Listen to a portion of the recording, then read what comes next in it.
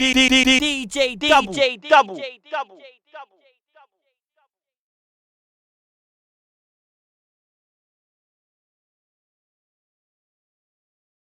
It's DJDUBL here, and today on the show, I'm joined by the one-man band man himself. Yeah. Swizz Beatz in the building. Showtime. What's going on, bro?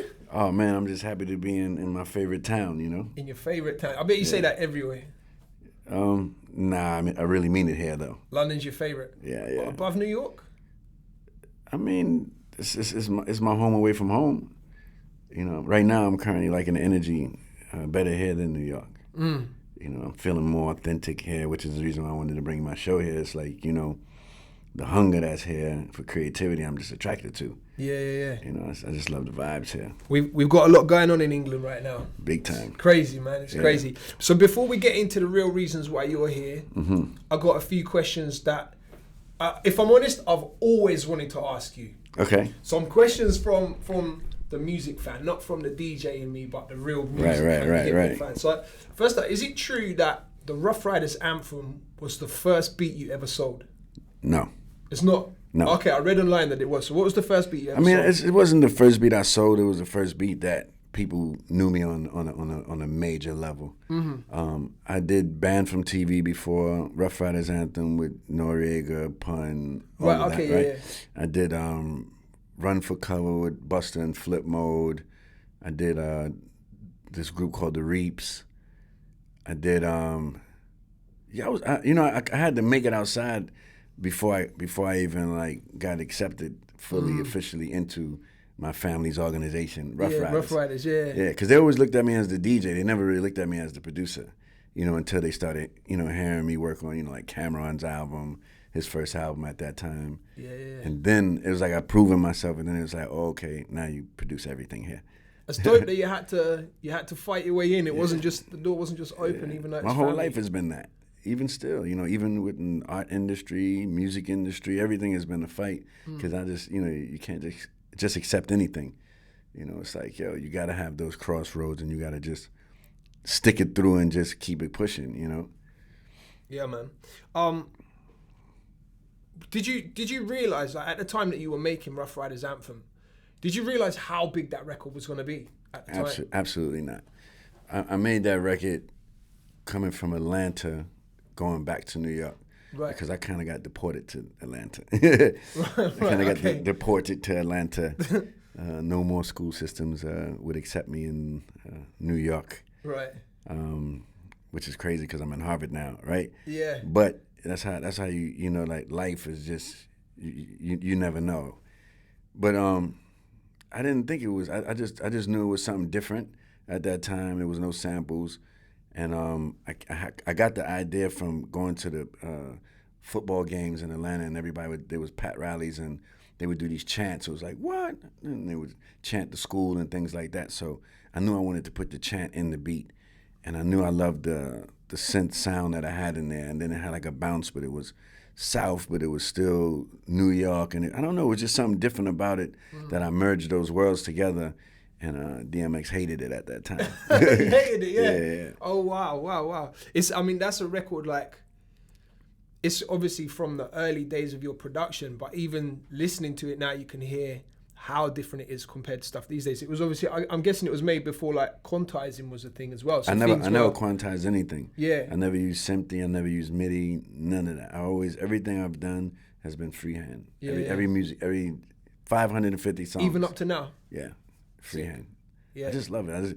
Because I like, you know, people should feel in the music when they're handed the freedom. And when you quantize it too much, for me, it takes away from it. That's why, like, a lot of the music today back home feels the same because everybody's using the same process. Yeah. See, when it was me, Timbaland, Pharrell, Just Blaze, a couple of others, everybody had a different style of how they would come. I wouldn't quantize Simply MIDI, or Timbaland would do this, or Pharrell would do that. You know, everybody had, it was really different producers. Yeah. Now it's sounding like one producer because everybody's using the same method. Same factory sound, same softwares, everything. That's what kind of made me go off on my new beat frenzy on Instagram, just like going crazy and just ruffling up the sounds again, just because You know, we need that excitement again. Definitely, man. As a DJ, we're feeling it as well. Yeah. Did you ever make a record that you were sure was gonna blow, but never really impacted anywhere? I'm pretty accurate when I say sure. So let me think of one that wasn't as sure as it could have been. It's just a lot of records to go through, man. I'll give you an example. Like, the reason I asked that is because a few years ago there was a record you made, Hands Up, and it had a big cast on it. He was on there, Lil Wayne, Nicki was on there, Rick Ross was on there, 2 Chainz. From a UK side of things, it sort of slipped under the radar. Yeah, because I never really put the record out like that. Like, I attempt to put it out, and then I was like, I shot a video for it and everything. But like, I was in transition at that time also. Like, it's like, you know what, like, why just put music out and not have like a big plan to go with it? You know, and people could do that, but I just felt like it wasn't the time, you know, for that record, because then I would need to follow up and make that and not play with people. And it's like, you know what, if I can't be the best with it, let me just chill it for right now. So like, I was more into like about to start school. I was just in a different mind frame. I was, you know, running a couple of companies at this time, and I just wasn't, you know, I just knew I wasn't in the vibe to go perform, be on stage, go on the road, go do different things. I wasn't in that space. So I'm like, okay, I'm about to open up this chest box right here, and I'm gonna have to like display everything that's in it. I can't, you know, so I just like open, I'm like, oh shoot, like, let's not open that yet. I'm just now ready to open that chest box now though, so. Yeah. Yeah. We're excited, bro, we really are. You've obviously been like, you've worked with basically anyone who's relevant in hip hop, past, present, and even up and comers, like some artists like Young M.A. as an example, who's someone for 2017, I think is gonna do a lot of stuff. Yeah. Who, like, dead or alive, who would be your ultimate collaboration? In hip hop or just music? Just in general. Anyone ever? Bob Marley. Just because I know what I can do with his sounds. You know, I just know I would be able to add. And I'm just in a conscious state of mind, you know, which is the reason why I'm even in London with no commissions. And, you know, it's about, like, how can we use our tools to give back to the people, you know, from a spiritual level, from an educational level, from a, you know, just from a good vibe level. You know what I'm saying? I just feel like, you know, a lot of the substance is gone and people are just doing anything, and it's almost, it has to have that balance. Yeah. You know, like, you can have the other guys over here who's like just coming up doing anything just like a kid. But once you get to a stage where you're grown, you got to be more responsible, right? And so that's why I would pick Bob Marley, because I know that we can like change a couple of vibes, you know? I know what that would sound like. What would you do? Would you do a hip hop beat, or do you think you'd go with a reggae vibe, or what? Something nobody never heard, but it's Bob Marley. You can't, you know what I'm saying? Like, it can't be nothing expected. It's like, wow, like, what sound is that? It's the new vibes. But there's a lot of samples now. Bob Marley samples are getting cleared a lot easier nowadays. So maybe that's good. Maybe as you're getting back into your work, yeah, we might hear something. So no commission. Yeah. You're in London, obviously. This is something that you've been touring in America. Yeah. Tell me about it, because it's more than music, obviously. This is like art. This is the Swizz Beatz. Yeah, this is. Is it right to call it like the Swizz Beatz Art Gallery? Is that what it is? It's an art movement. The art movement. Yeah, I don't even own a gallery. I don't even want to own a gallery, because I think that, you know, artists should be free. You know, and I do agree that a lot of artists do need galleries, right? But what made me start No Commissions was I'm an artist myself. And I always noticed that everybody always take from the artists. Like, we put in all the work. We you know, we allow for lights to be on in these places, and just billions of dollars, you know, visual artists, musical artists. And I'm like, man, like, there's nothing that we have that's like 100% for us. And so I said, you know, if I ever got in a position, I would create that platform. And that platform is No Commissions. And the artists that sell their works on the show keeps 100% of what they sell. And so far, you know, we raised over like $2 million plus. This is just from the last two shows. So this is revenue that has been distributed to the relevant artists, right? That yeah. $2 million. So the artists that all of the works they sold in the show went to them. Right. So the amount of works that they sold in my last 2 shows is over $2 million. Right. Wow. And then it's free for the people. You know, yes, you have to RSVP, but you have to RSVP like you waiting online for the Yeezys. Yeah. That's a good thing because, you know, the capacity happens. Then the concert is free, the drinks is free, the experience is free, and it's a celebration. And I felt like London should be my first place that I crack it outside of the U.S. because I just feel that the UK is missing something like this as well because there's a lot of art things and programs that happen, but I just don't feel the entry point is like, I don't feel that the language is there, you know, from the entry point. You know, no commissions, you can come in and you're going to feel comfortable, you're going to feel embraced, you're going to feel familiar, and you're going to have a discovery, you know, and you're going to like, wow, like this is for me. And, you know, 70% of the buyers are new buyers. So 70% of the people that buy from no commissions never bought art before. Right, yeah. Seeing it, so it's just like, you don't have to be like a millionaire to buy something in no commissions. You could get something for a couple of $100, whatever.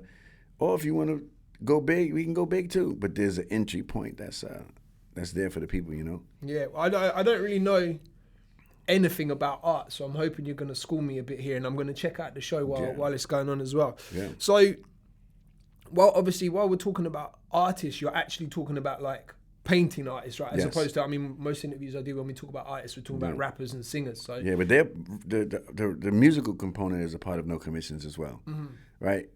So it's music and art because they're brothers and sisters. Only that's it's synonymous. Yeah, but the business separated it, so it's like I'm not going to let the business separate art and music. We're going to bring that back together, right? As it's supposed to be. The artists get 100% commission. The people that go to look at the art is free entry. So how do you make money from it? Well, is it about that, or is it just? It's not about that. I don't make any money off the artists. I have a real partnership. I'm a partner in Bacardi. You know, so I run 300. You're like a huge brand ambassador for them, right? No, I'm not an ambassador. I run 300 brands with the company. I'm the global creative director. Real title. Yeah. Executive title. And, so it's, I mean, that's more, sorry to cut you off, that's more than, just to break it down for people watching, that's more than just product placement in your art galleries, right? You're actually a director for a lot of brands for Bacardi. Yeah. So I get to sign off on all of the verticals, meaning, you know, if Grey Goose have something, they have to, you know, we sit down and talk about that. If Bombay have something, we talk about that. You know, if Douce have something, we talk about that. Those are all Bacardi brands, right? And amongst the many that we have, and it's just been amazing because I'm able to make platforms like no commissions. I'm not paying anybody, and we're not paying anybody to like hold up a drink and do all those different things. And it's like the reason why I got involved with the company because the CEO said that I can come in here and we can affect culture in a positive way, even though it's a spirits company, you know. And them being open minded, I said, you know what, if I could change culture, I'd do the job. Yeah. Because I didn't even want to do no more corporate moves after, you know, Reebok. I wanted to build no commissions. I wanted to build my own platform, and then they came in and so far been great partners with me. You know, it's not about the logos everywhere. You know, it's about really being authentic and really letting the people feel that, you know. And it's like you come in and you want to get a drink, the drink is going to be Bacardi, right? Yeah. But it's not like, here, drink Bacardi, here, hashtag Bacardi, here. Yeah, it's not overkill. It's just we just cruising at a great altitude with creativity, you know. It's important to have a strong bathroom game. At these shows, I've heard. Yeah. The bathroom game is strong, right? Yeah. No, because like people always like, I don't like the way a lot of people do the artists, you know. They always want to put us in basements. They always want to like not put us in the proper standards, even though our work and what we bring to the table is keeping them in position. And so I'm like, small details, like you go to a show and they got you in the bathroom and it's just like, you know, it's disgusting. Like, no, if somebody's coming to buy art, keep that buyer in a great mood and make that experience, because if that buyer's in a great mood and those people in a good mood, then it's going to reflect back to the artist. Definitely. Seeing it, it's just like, wow, like the bathroom is here and it's going to bring the standards of what we do whether it's music, whether it's art, when people are looking at the culture, it's going to be with high standards, not with some like we can't carry on ourselves or conduct ourselves, and we're like some creative animals that they had to tame. And no, you know what I'm saying? Most of the artists I know are brilliant. Most of them are, you know, geniuses. But like, I just see people always trying to put the creative in like the crazy box or the disturbed box or not knowing what they're doing. It's like, no, we know what we're doing. It's just you guys want to probably take advantage of us. Yeah. Right?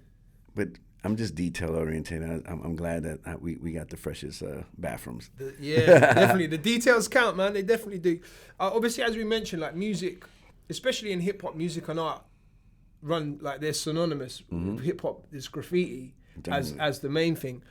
Is art something that you've always been interested in, or as you've got older, you've just seen it more and got into it more? I mean, growing up in the Bronx, it was art and music. It was just there, you know, tagging out. My tag name was Loco. Okay. You know, I was with the breakdancing crew, GTR, Guaranteed to Rock. You know, music and art always been brothers and sisters, like I said, especially in my life. But also, I just gravitated towards DJing because that was the highlight. Like if you was a graph writer, that was a highlight, but it wasn't like people wouldn't show up to see you graph. So I was interested in like, when I seen KRS-One or whoever in the back parks and the DJs was killing, I'm like, I want to be that guy. Yeah. You know, but then the art thing caught up and I was like, oh, you know what? I'm going to get back into my art vibe, but it always been there. I just chose to exercise it a little later, which I'm glad because I got to be established in one area, and then now, you know, I'm opening up another area, and they both play off of each other. And it's the right timing because I think when I was preaching art 10 years ago, even my peers were looking at me like I was crazy. Yeah. You know, now it's a different thing. You know, now it's game changing. Yeah. And trailblazing. You know. Definitely, man. DMX's album, Flesh of My Flesh, Blood of My Blood. Now, ever since before I was DJing, I was a huge DMX fan. Now, obviously, for me, that was like, I would say that was a huge breakthrough project for you as a producer. You're obviously heavily involved in that.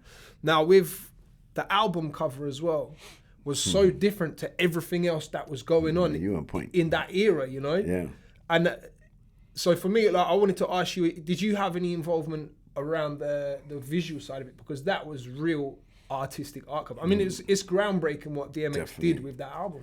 I mean, I give that props to Jonathan Mannion, the photographer. You know, he's iconic when it comes to taking hip hop photography. Not only hip hop, but like he made a big splash in hip hop.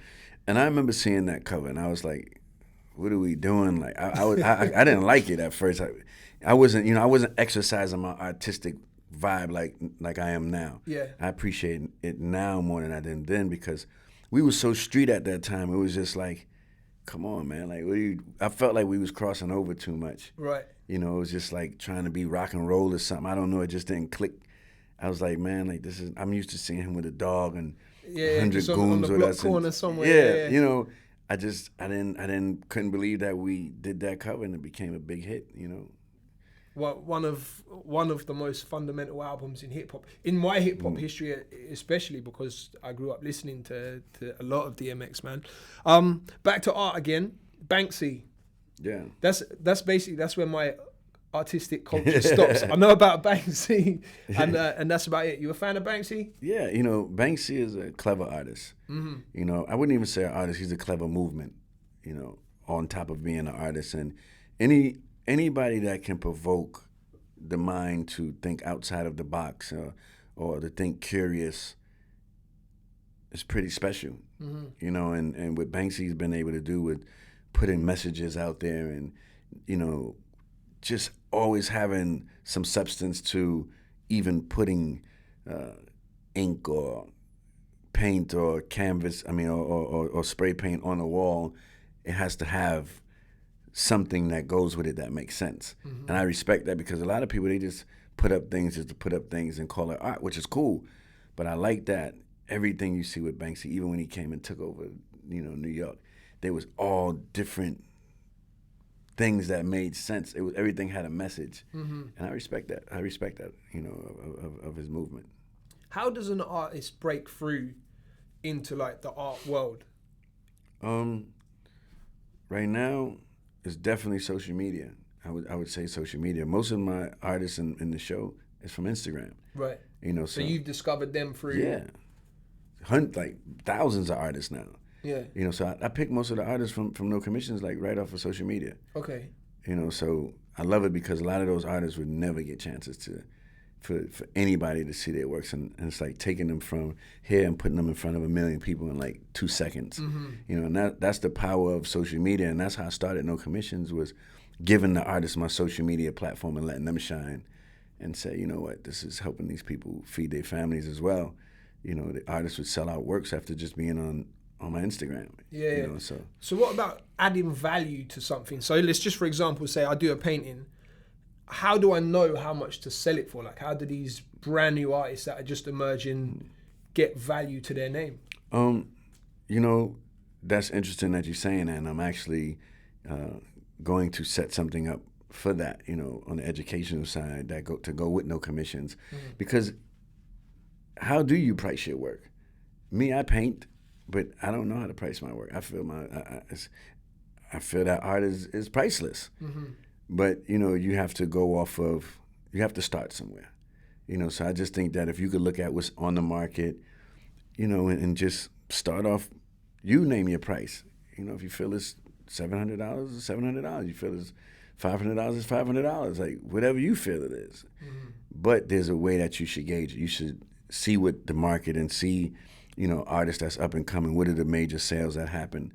You know, you got to do your research and your homework and to say, okay, well, this was a new artist that just started and doesn't have a gallery that's going for this on a consistent basis. Let me tee up with that instead of saying, like, my work should be where that main guy is, even though he started new. But I'm like, you know, you can't base it on that because he got a major push behind him. Right. You know, so you got to kind of like, for me, it's always like, I'd rather have more people with something for a cheaper price than less people for a higher price. It's not dissimilar to the way music works, really. You kind of have to earn your stripes. I mean, you're not 100%. going to do Jay-Z numbers if you make your first record, right? You could luck up. Like, a lot of artists, you know, some people are just good.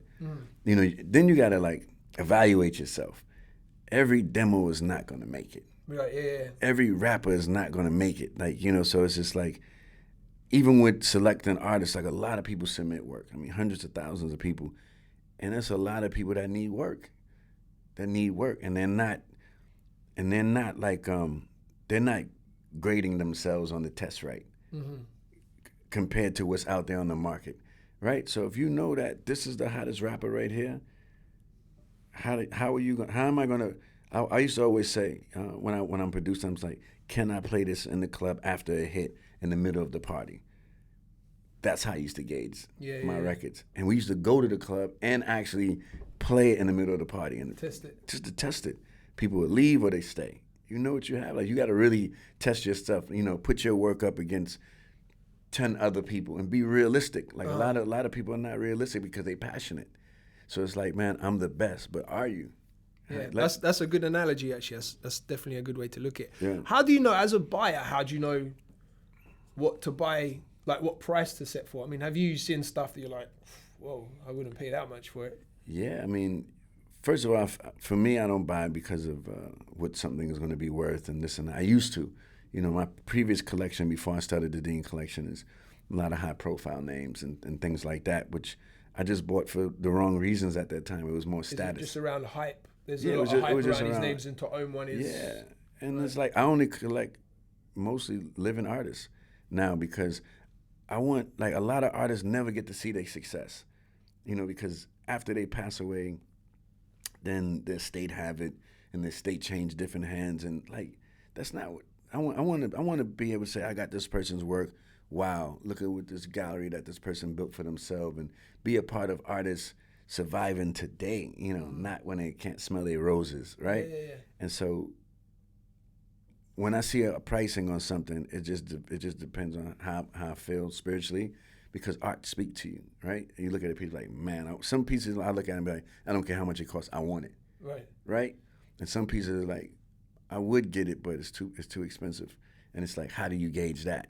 You just have to have the eye and experience. You know, I have a lot of pieces in my collection that I know quality. I know when somebody took a shortcut. I know when somebody's just pure talented and just get to work right now because this is a future star. Right. It's just like music. Like, you know, when you hear somebody, it's like, It's hot, sign him now. Yeah. That's it, right? It's the same thing with art. Right. You know it when you see it. It's like, wow, like that's amazing, right? Or it's like, oh, if it's a little cheaper, I'll probably get it. Or right. Mm-hmm. So the Dean collection, that's what's going to be on display. No. Oh, it's not. So it's not on display over here in London. No, these are all artists from the UK that's shown. Okay, so the Dean collection is my personal collection that you've bought and you now own. Yeah, so the Dean collection is, let's say it's the holding company for No Commission. Okay. So the Dean collection, which is the brand, my brand, started No Commissions. Right. Which is the platform that. Okay. Right. I understand. Yeah, but it's I'm glad you say that because a lot of people got the wrong message about me showing my work, because I did show my work when I was curating shows in Basel. I would show my collection. Right. So it did start off like that. Okay. But now it's not about my collection. It's like use that platform for artists to sell their works. Right. So what you've got going on in London is effectively it's the open shop for these artists, and I'm glad to hear they're all UK artists. Yeah. Amazing. Not all, 90% UK artists, because I always want to mix it up, you know, with different people. It should never just be only one thing. It should always be a gate entry into a different destination. Like you have artists from, you know, some artists from Japan, you have artists from Berlin, you have artists from the US, you have artists, you know, just from a couple of different places, but 90 to 95% of the show is here. Excellent. This might not be an easy question to answer, but who would you say is like next up in terms of art? Is there an artist that you've really got your eye on that's... So many. I mean, if I were to say a name, I would say Sandra Chevier. She does the superhero women. Okay. And she's moving very fast. I mean, from the first No Commission show to now, like her price is just like tripled. But she's putting out extraordinary work. There's so many artists though. It's like it's so many artists that we don't even know of. That's the next thing, you know. And that's why, you know, No Commissions. I had to put it on a global trail now. It's like, okay, we did it home, and we'll be back home, but the discovery needs to be global. So, you know, we come here, and then we go to the Middle East, and then we go to Africa, and then we go to Asia, and then, you know, make these rounds because there's talent everywhere. Yeah, man, it's a creative world out there. Yeah. Because I see it all the time, but it's like now I can engage the people and not it be an only thing for me. You know, so I can give everybody the looking through my lens vision, you know, and that's why it's important to like spread it out. What about the music side of things? So you've got some UK performers at the show. Yeah. So what do you know about UK music? I think I know a good amount. Like the hip hop and grime, obviously. I mean, you've got two artists who are doing a lot of stuff. In particular, Bugsy Malone being one of them, and Lady Leisha, who's she's been making splashes on the other side of the pond as well. Absolutely. How did you hear about them? I'm over here a lot. Right. You know, like even like yesterday, me and Giggs did something crazy. You know, he did something for some my studio album. work, yeah? Yeah. Always got to put the studio work in. You know what I'm saying? You and Giggs. Serious sick madness. Yes. You know what I'm saying? And then, you know, it's just. I always had a vibe with the UK artists. You know, whether it's writers, whether it's producers, whether it's rappers, whether it's my brother Angel. You know, he got his EP out right now. You know, shout out to Angel doing it. You know, it's just vibes. You know what I'm saying? But I just love the hunger that's from here right now. Yeah. You know, super respects to that, seriously. I'm kind of bored at home. You know, that's why I just went on like a beat frenzy, you know what I'm saying, on my Instagram. It's like, let's... Yeah. You know what I'm saying? I heard, what did you post out the other day? You and Cass and Buster in the studio together. Yeah. The song, whatever it was you played sounds disgusting. Like, oh, gosh. When's it dropping? It's coming. I'm working on my album right now. Okay. So I plan on moving pretty quick. You know. So is this Giggs project gonna be on your album? Yeah. Then I gave him some for his too. You know. Yeah. Yeah. That's sick, man. That is super crazy. Sick. I heard some other stuff you got going on. Like I heard a record earlier in the year. You and KRS-One. That's from my album. So that's coming on the album as well. Yeah. What else is coming on the album now? The DJ in me's mad excited now. Like It's everything you want is coming on the album. Is there going to be another Drake record? So far not yet. Okay. Yeah, so far not yet. You know, Drake, the man, busy.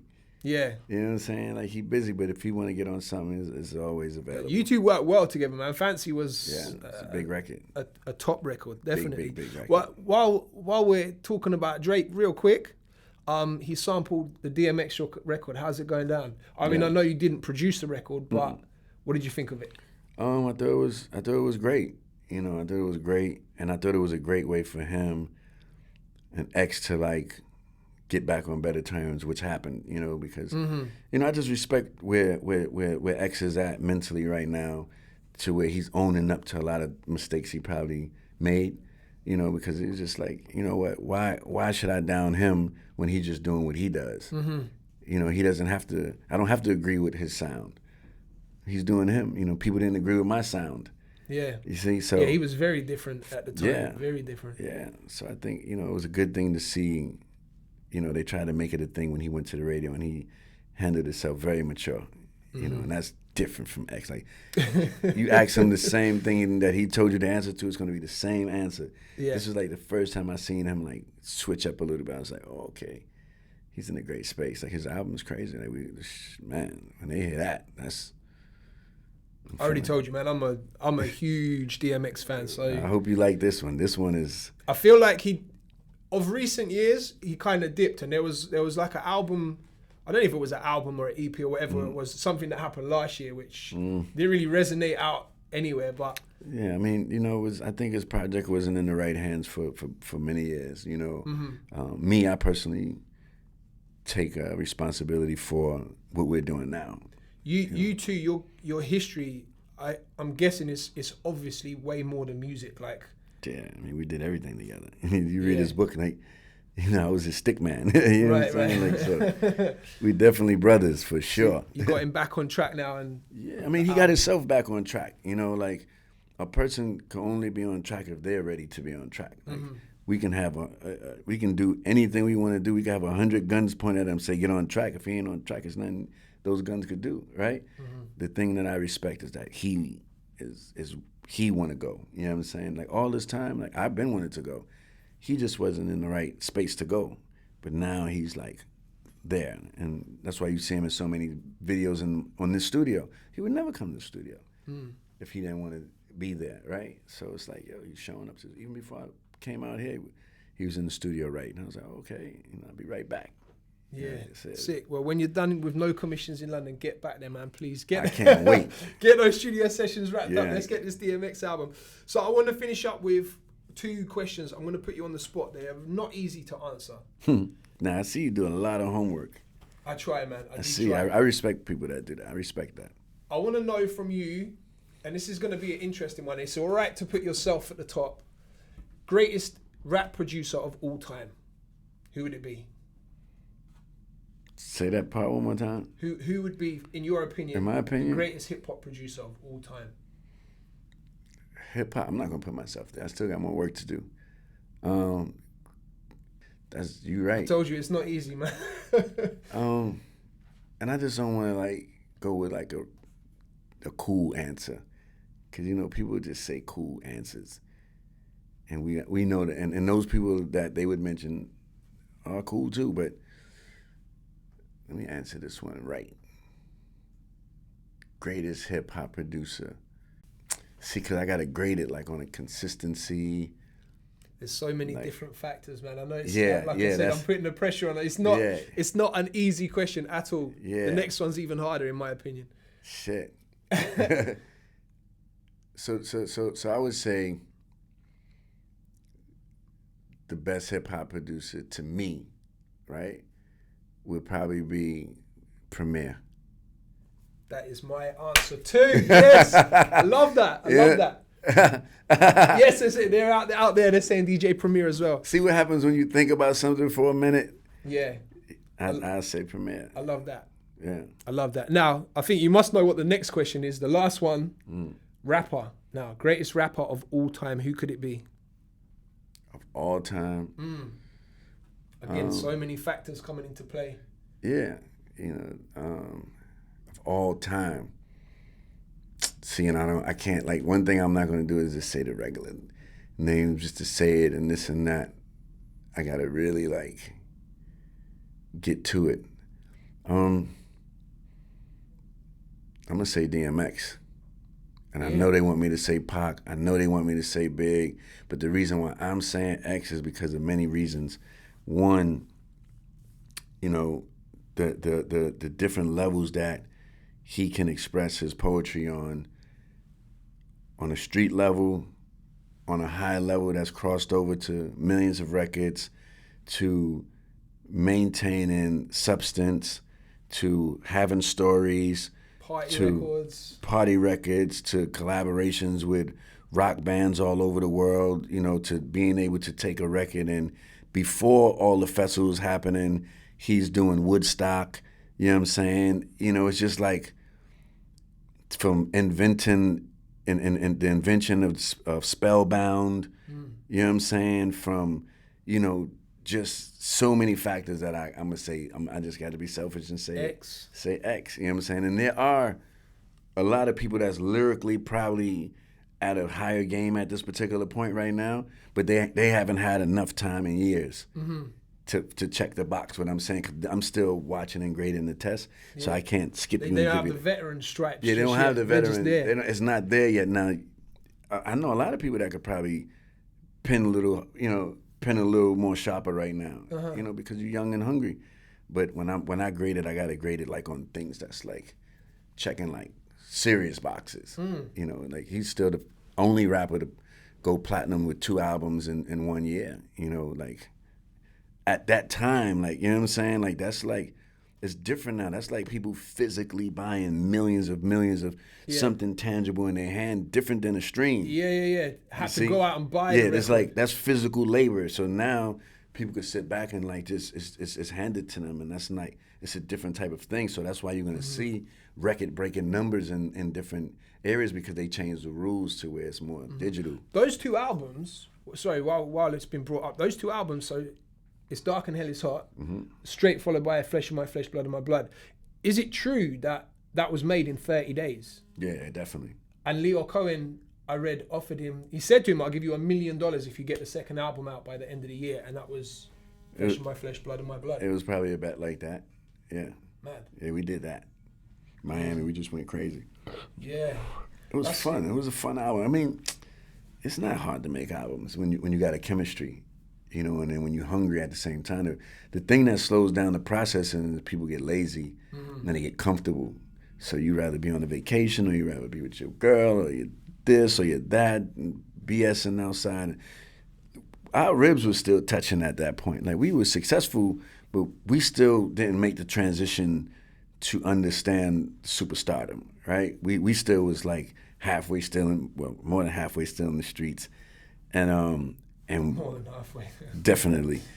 And all the success was just happening, you know, and it was just like, we just did something over here, but we on the stage over here, like, yeah, right? It was definitely like in and out, but we had to like finally make that transition and just say, you know what, let the goons be the goons and let us just be the artists, because you can't do both. No. You know, you could be official and thorough like me. I know who I am. Like, I don't act tough. You don't see 100 people in here with me. I don't got no fake security, because I'm not scared like that. It's like, you know, like, it's all about your energy. You know, at the end of the day, you're either a real person or you're not. Like, that's something the 100 bodyguards can't protect you from, because it's you, right? It might protect you from that moment of those people being around you, but you still got to live with yourself. So it's just like, I just choose to we chose to stick to the music. Because safe to say you fully made that transition now, huh? Yeah, and you know, and I try to avoid unnecessary situations, because I just know me. You know, it's like no matter how successful, it's just certain things that I'm not going to allow to happen. You know what I'm saying? I can't tolerate disrespect when I give respect. If I was disrespectful, then it'd be something different. But like, I give a lot of respect to people. So if somebody was to go out their way and disrespect me, I can't. You know, I can't promise you I'm shake your hand and say have a nice day. Like, you know what I'm saying? I'm gonna try my best. Yeah, you can. What's the phrase? You can take the guy out the Bronx. You can't take the Bronx out the guy, right? No, man, it's definitely stamped in my heart. Like, you know, for real. Like, it's just. But you know, I'm just having fun with it now. You know, I stay so off the grid. Like when people look at me, I want them to think of art. I want them to think of Harvard. I want them to think of like positive things, because it took me so long to get away from those negative things. So I don't even glorify that like no more. Like, you know, all the things that I've done, all the things I've been a part of. I like to talk about like, you know, how can one progress to the next level, you know, and maintain that, and what areas can we sharpen our pencils as a culture, you know, and just equip ourselves up for the real war, which is the educational war. You know what I'm saying? We losing the battle because with the education that we're going off of is not allowing us to like get past that ceiling. So we always keep hitting these walls, and I was just like, that's why I went back to school. You know, I got like one more year left, and it's like you gotta keep sharpening your pencil. You can't feel like because you made a couple of million or whatever you want to call it, it's still not success on the bigger scheme of things. There's so much like more to go. You know what I'm saying? Like, you show me a boat, I show you a bigger one. You show me a car, I show you a better one. You show me a jeans, I show you another one. Life works like that, right? And so like, I just urge the culture to keep pushing. Like, I don't care how comfortable you are. Like, every day, like, challenge yourself. You know what I'm saying? To be a better you. You know, to make a better beat, do a better rhyme, make a better painting. You know what I'm saying? Be a better journalist. Whatever's in your vibe, like, be the best at it, you know what I'm saying? And I wake up, I try to be the best at everything. Every day I wake up hungry, like I never did nothing, you know what I'm saying? And you got to keep that because it's a challenging world out here. You know, you got to be a lion in the jungle to survive. Somebody's going to take your place. You know what I mean? People like, you know how many wars I fought, like with people aiming at me to try to take my place? Like, a lot. The whole world, you know? So you got to like mentally sharpen up, you know, stay sharp. Sick. Well, I appreciate you passing through, man. Thanks so much for your time. Definitely. DJDUBL here with one of the greatest, without a doubt, one of the greatest producers in hip hop. I still got more work to do. I can't put you above Premier, but nah, I don't want to be. You know, Premier. Nah. Premier was the first producer when I seen him in DIT, Digging in the Crate studio. I was working on Big L at the time. My dad used to manage him. And your dad managed Big L? Yeah. This is a whole nother conversation. Yeah, my dad is wicked. He managed Cassidy, he managed Big L, he managed Mace. He did the managing thing. I retired him. He want to get back into it again, but we'll see. Can't take my dad nowhere. Check that hashtag. Premier said to me, he was like, keep doing what you, I told him I'm about to be a producer. And he said, keep doing what you're doing. I could tell you're going to be one of the best. He told me that. He's the first person to like tell me that before like everything. Like he told me that and I like popped like the week after it. Yeah. Crazy. Sick. Crazy. So, you know, I give him those props for seeing the future as well. Yeah. Yeah, he's it's a lot of them though, you know. There's Diamond D. So many producers, there's just Pete Rock. So many legends, you know what I'm saying? But you said one. I said one, yeah. Well, it's been a pleasure, man. Thank you so much for passing through. It's DJDUBL here with Swizz Beatz. Yeah, showtime.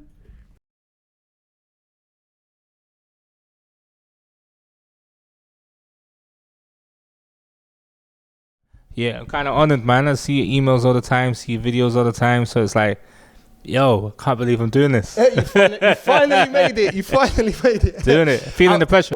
About when people ask you about your relationship with Gucci Mane. Because I know you don't really like talking about it, and with him coming out, it's another question that's going to be recycled. People asking, DJDUBL.